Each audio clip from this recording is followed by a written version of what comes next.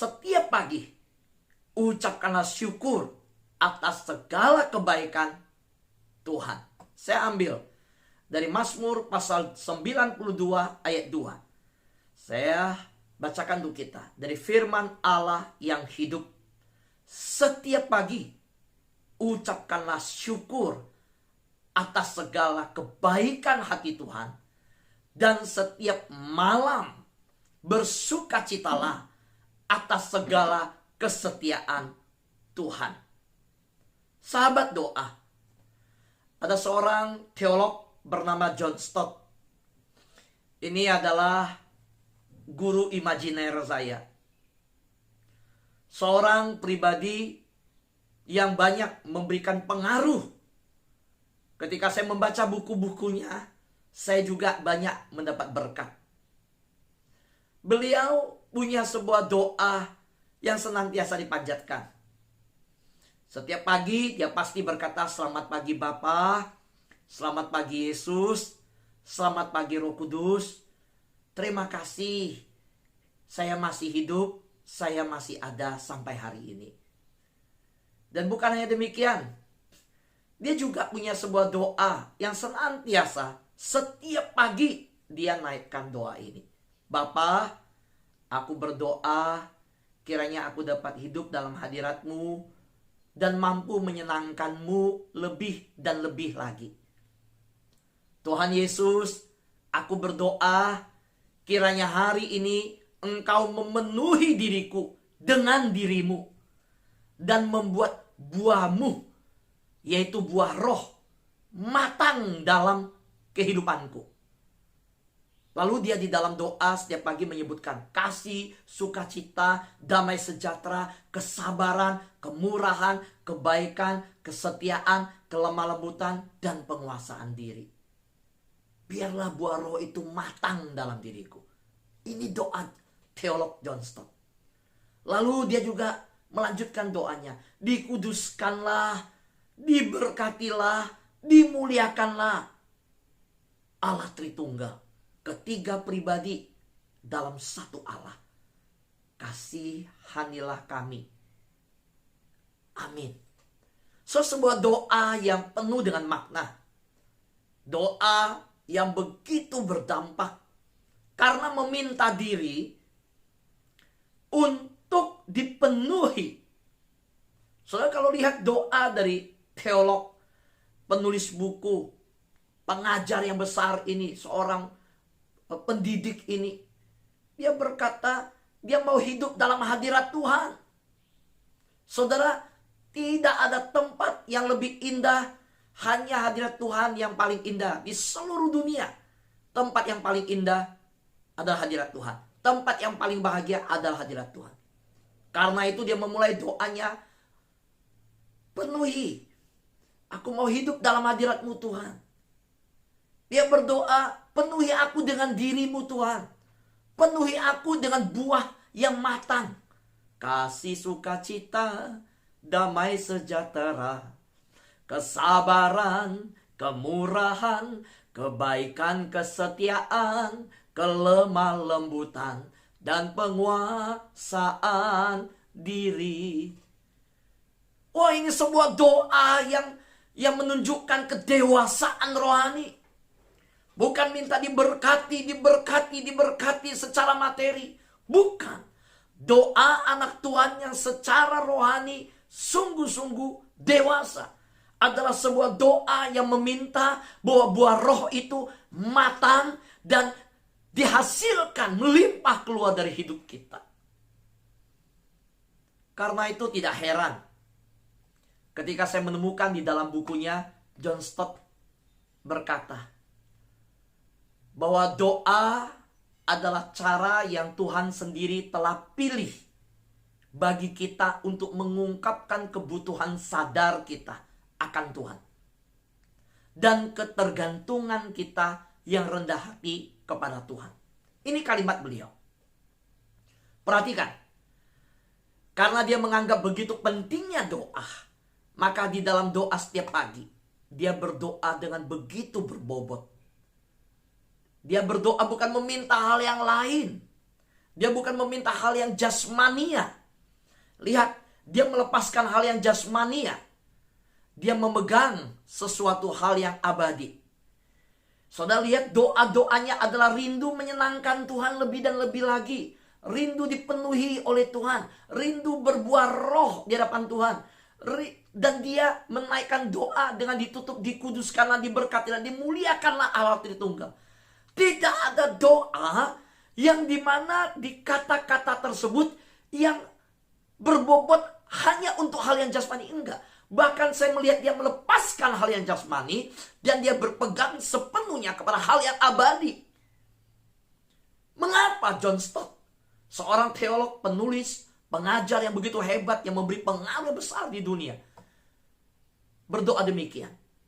Karena dia menyadari doa adalah cara yang Tuhan sendiri telah pilih bagi kita untuk mengungkapkan kebutuhan sadar kita akan Tuhan. Jadi doa bukanlah kebutuhan akan dunia.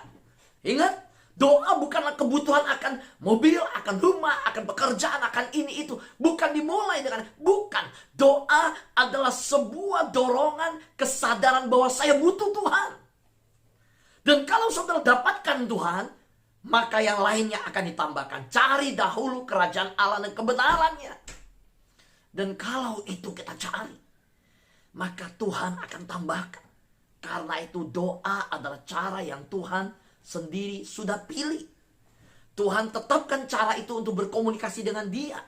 Tuhan berikan cara itu bahwa hai anak-anakku, engkau bisa bicara dengan aku, engkau bisa berhubungan dengan aku dengan cara ini. Dan dengan cara inilah kita mengungkapkan kebutuhan kita akan Tuhan. Saudara, banyak orang datang ketika dalam doa yang dibawa adalah daftar-daftar kebutuhan akan diri. Saya butuh ini, saya butuh ini, saya butuh ini, saya butuh ini.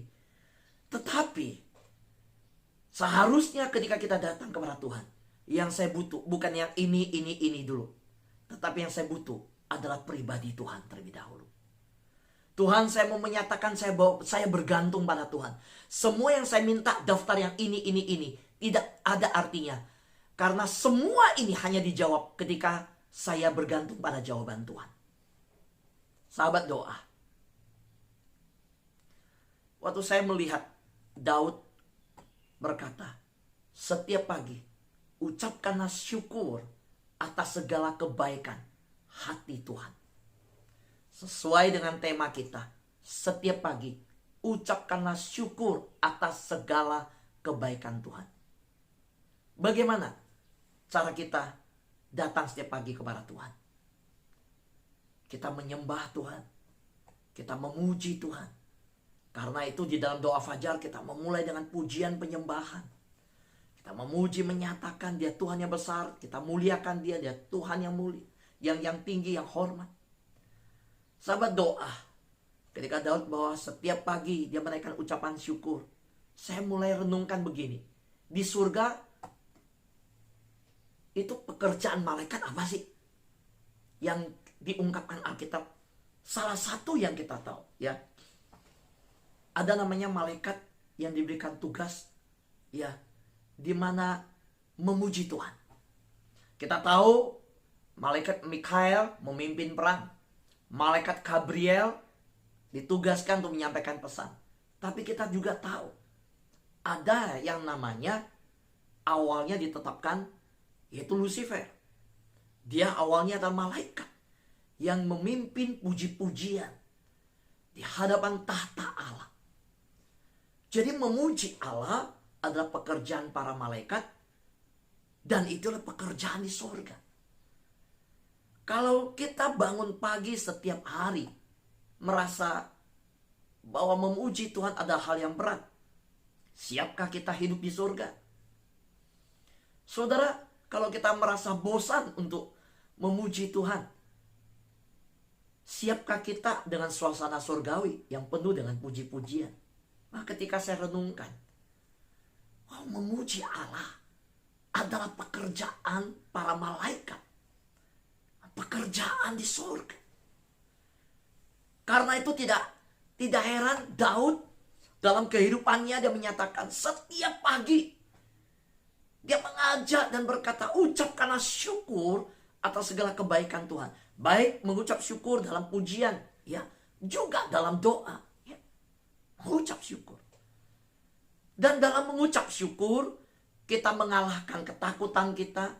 Di dalam mengucap syukur, kita mengingat kebaikan-kebaikan Tuhan, perbuatan-perbuatan Tuhan yang ajaib di masa lampau. Dalam mengucap syukur, kita menyatakan bahwa kita bergantung pada pemeliharaan Tuhan dan bahwa Tuhan yang memelihara hidup kita. So, coba, waktu kita datang dalam doa, kita bersyukur dulu kepada Tuhan. Jangan minta apa-apa dulu. Mari mengingat akan kebesaran Tuhan, lalu mengingat perbuatan Tuhan yang ajaib, lalu datang dengan mengucap syukur. Kita akan menemukan satu titik bahwa kadang-kadang pokok doa kita akhirnya kita simpan. Kita nggak jadi bicarakan sama Tuhan. Karena ketika dalam ucapan syukur kita menemukan, iya ya, dulu Tuhan sudah menolong saya. Saya pernah mengalami masa-masa berat, telah dilepaskan Tuhan. Waktu kita mengucap syukur, kita mulai mengingat perbuatan-perbuatan Tuhan yang ajaib di masa lalu. Akhirnya kita berkata, saya percaya juga. Iman kita mulai tumbuh. Kita melihat bahwa yang kita akan doakan, pokok-pokok doa, menjadi sesuatu yang pasti Tuhan akan jawab. Kita nggak ragu lagi. Saudara, ketika kita datang dengan puji-pujian kepada Tuhan, ku naikkan syukur padamu Yesus, ku sembah sujud kepadamu Tuhan, di hadapan tahta kemuliaan-Mu, ku tinggikan, ku agungkan selamanya. Segala puji syukur bagimu, ku tinggikan namamu selalu. Kemuliaan hanya bagimu, terpujilah namamu. Bayangkan kata-kata pujian ini, ku naikkan syukur. Waktu kita datang dalam pujian di pagi hari dengan ucapan syukur, kita bahkan lupa akan kebutuhan yang mau kita katakan kepada Tuhan. Akhirnya kita berkata, kemuliaan hanya bagi Tuhan. Saudara, Tuhan lebih tahu apa yang kita butuhkan. Tuhan mengerti apa yang kita butuhkan. Bahkan sebelum berdoa pun Tuhan sudah tahu. Doa adalah sebuah kebergantungan kepada Tuhan. Kalau begitu Pak Pendeta Fu, kalau Tuhan tahu sebelum kita berdoa, sebelum kita ngomong Tuhan sudah tahu, buat apa kita berdoa? Kenapa kita masih harus berdoa? Kalau gitu nggak usah doa. Tunggu dulu. Perhatikan. Doa adalah sebuah pengakuan bahwa kita bergantung pada Tuhan. Doa adalah ungkapan bahwa kita mau merendahkan diri kita, merendahkan hati kita, bahwa kita butuh Tuhan. Itu yang terjadi. Bayangkan, sahabat doa, mau kalau anak kita datang sama kita, itu cuma kalau butuh sesuatu. Setelah dia butuh, udah dia pergi. Dia datang, Pak, kita baru mau nanya, gimana sekolahmu? Gimana kamu? Belum sempat nanya, dia bilang, Pak minta duit dong. Habis kasih duit, pergi. Apalagi dia ultimatum, Pak, minta dong handphone. Ya kalau papa nggak kasih, jawabannya nggak kasih, udah nggak usah ngomong deh. Kalau nggak kasih, saya pergi dulu. Kalau kasih, baru kita lanjut ngomong. Waduh, kita bilang, ini anak datang minta, rendah hati, butuh. Saya yang dia butuh atau saya butuh dia? Ada ibu-ibu berkata, aduh, kalau anak saya telepon, saya udah tahu deh. Kita nelfon cari dia, nggak ngangkat-ngangkat. Susah cari, susah ketemu dia. Tapi, kalau dia butuh kita, dia telepon. Kita udah buru-buru angkat. Lebih jengkelin lagi. Waduh, udah kita angkat teleponnya. Yang dia ngomong cuma sepatah kata, Ma, kirim uang dong, Ma. Cuma itu doang. Jadi dia cari saya cuma butuh uang aja. Habis cari, udah kita jawab iya, dia tutup telepon, sudah selesai. Kita nggak sempet ngobrol sama dia. Kita nanya sama dia, oh bagaimana ini? Udah Mas, saya sibuk. Dia udah buru-buru udah ini. Terus saudara, mengapa kita berdoa datang kepada Tuhan kalau Tuhan sudah tahu semua kebutuhan kita? Tanpa kita ngomong, Tuhan sudah tahu yang di hati kita. Karena melalui doa, Tuhan mau mengajarkan kita untuk merendahkan hati, merendahkan diri di hadapannya juga. dan bergantung pada Dia. Dia rindu bersekutu dengan kita. Tuhan rindu bersekutu dengan kita. Bayangkan, Dia Bapa yang membuka tangannya, menanti kita datang, dan bahkan Dia memberikan jalan bersekutu dengan Dia lewat pujian, lewat doa. Karena itu di awal bulan ini, di tanggal 1 Juni ini, saya menyampaikan, yuk setiap pagi ucapkanlah syukur atas segala kebaikan Tuhan, baik melalui doa, melalui pujian, bahkan ketika kita bersekutu melalui firman Tuhan. Kapan kita harus memuji Allah? Pertanyaannya, kapan? Di waktu pagi? Di waktu malam? Di setiap waktu. Ku renungkan firman-Mu siang dan malam. Itu. Pemazmur di Mazmur pasal 1 berkata apa? Berbahagialah orang yang hidupnya seperti pohon yang ditanam di tepi aliran air. Berarti tinggal dalam hadirat Tuhan. Bagaimana kita harus memuji Allah? Kita harus melakukannya dengan memberitakan kasih setia dan kebaikan Tuhan. Kesetiaan Tuhan. Saudara, kita jangan hanya memuji Tuhan pada saat kita butuh Tuhan. Jangan hanya mencari Tuhan ketika perlu Tuhan, seperti anak yang hanya butuh baru cari. Kita memuji Tuhan, kita berdoa, kita memuji Tuhan, bukannya pada waktu pagi, tapi sepanjang hari kita memuji Tuhan. Lalu kapan kita memuji? Bagaimana kita memuji Tuhan? Kita melakukannya dengan memberitakan kasih setia dan kesetiaan Tuhan kepada semua orang. Istri kita bisa melihat hidup kita yang memuji Tuhan. Kita memberitakan bukan hanya dengan mulut dan bibir, dengan sikap hidup kita.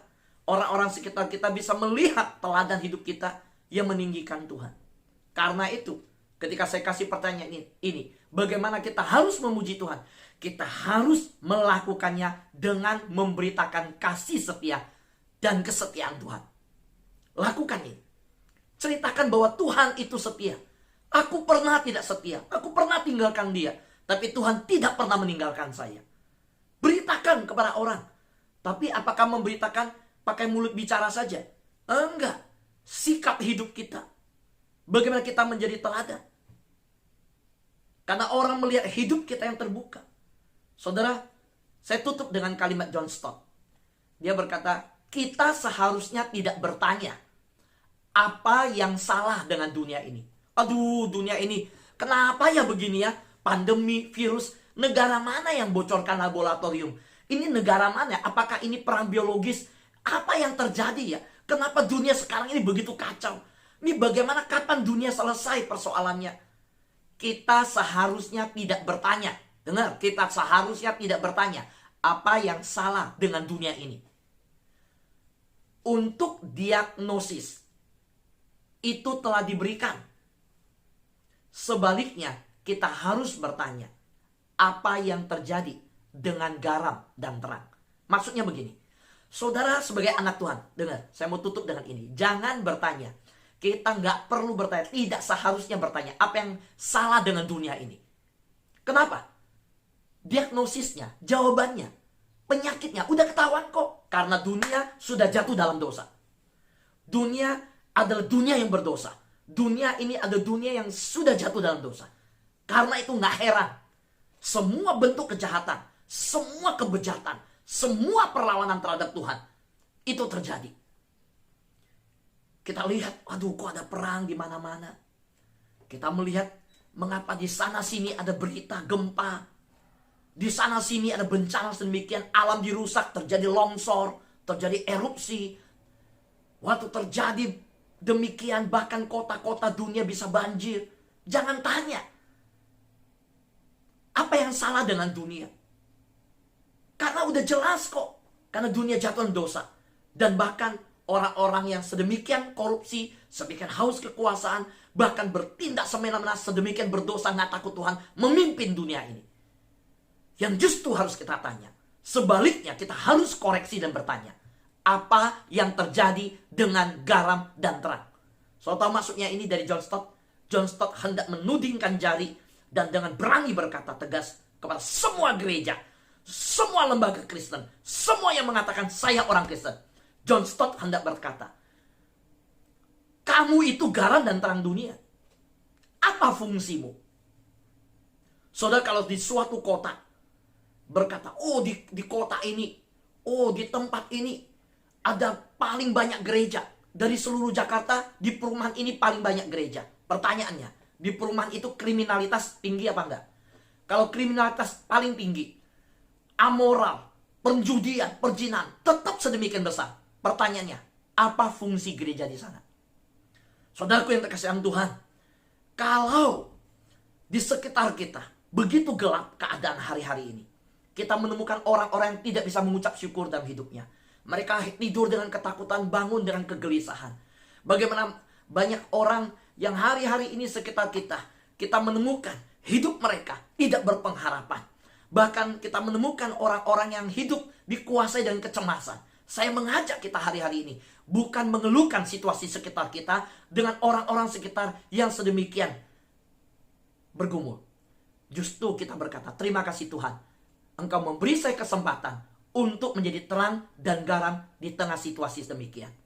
Seolah orang sekitar boleh mengeluh, tapi biarlah kita tetap hidup, setiap pagi mengucap syukur, setiap malam berterima kasih atas kebaikan Tuhan, sehingga melalui hidup kita, dunia yang gelap ini mendapatkan terang. Dunia yang sudah hambar ini, yang tidak ada pengharapan, merasakan rasa asin dari gaya hidup kita. Tuhan pakai kita semua menjadi terang dan garam dengan hidup yang senantiasa dipenuhi ucapan syukur setiap pagi dan mengucap syukur atas kebaikan Tuhan setiap malam sepanjang hidup kita, sepanjang hari kita. Di bulan yang baru, di hari yang baru ini, biarlah kita mengucap syukur kepada Tuhan. Jalani hidup dengan berani, jangan takut setelah Jum ini. Biarlah tetangga kita, sahabat kita, kerabat kita boleh melihat hidup kita yang mengalirkan ucapan syukur. Amin. Tuhan berkati kita semua.